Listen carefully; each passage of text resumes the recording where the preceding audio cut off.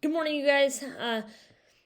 Similar to what a couple of you all have said, my cultural identity is similar, right? I'm white, Christian, middle class, able bodied, all the normatives. And so, oh man, thank goodness that there's been experiences where I'm thrown out of that and I have the opportunity to unlearn and relearn.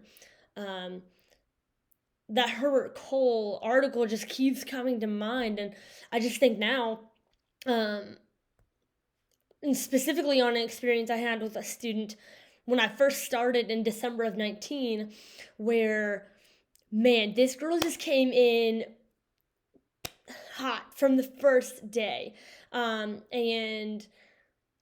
and it wasn't until I mentioned in the discussion the book Piecing Me Together. It wasn't until I read that book and understood the system.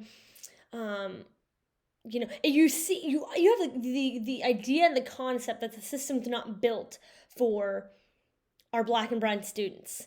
But then you see it in action, and then you see, and so I was able to piece all that together, and so that propelled me to learn and unlearn even more, because yeah, I saw it. I saw that with her and with her mom, and so that getting back to the idea of goodness, just unlearning everything that I grew up with. So I grew up white. I grew up around whiteness. That's what it was. Because of tracking, I was with white students. Culture was really just a concept. You religion, festivals, food, music, right? And the little bit of that I had was from where my brother and I were adopted. And even that really faded, and it just became all white. Um, and um, Not by anyone's fault. Again, like when we don't confront our biases and our inherent racism that we can't unlearn. And so, because my parents haven't done that, I was on that same track, and thank goodness, like that didn't happen. That's not happening. So a couple experiences. The two biggest ones are working on the Backside Learning Center, or working at the Backside Learning Center at Churchill Downs. In college, and then a trip to Selma, Alabama.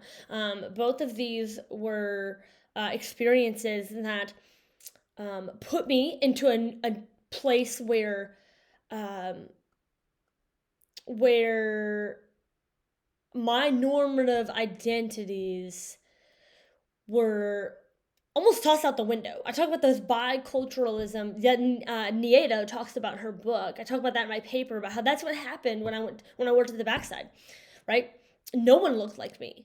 No one talked like me. No one was from, and so that, you start to experience what is it to be totally thrown and immersed into this new culture. But then again, because of my whiteness, I was totally okay once I left, whereas uh, they were not.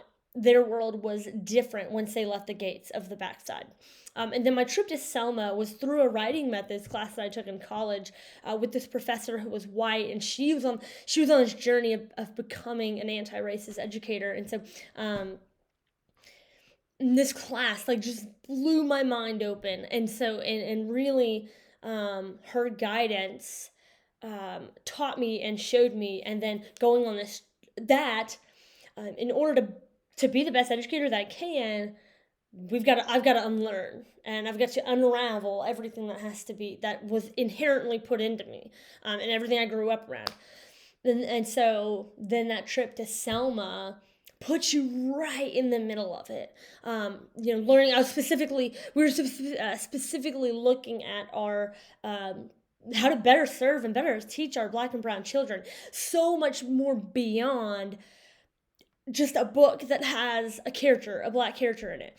Yes, that is important. Our kids have to see themselves in our curriculum, but then she took it 10 steps further, and challenged everything that which was great, challenged everything that I learned so far in my education, even at college, and then was able to propelled me onto this journey. And then Selma just continued that.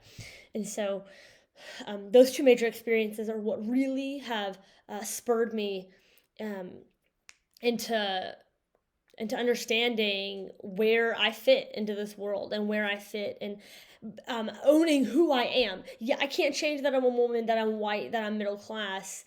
Um, and so, but um, I have to do good on that. And so it's not being shamed of that, but unlearning and continuing to learn. Thanks, guys.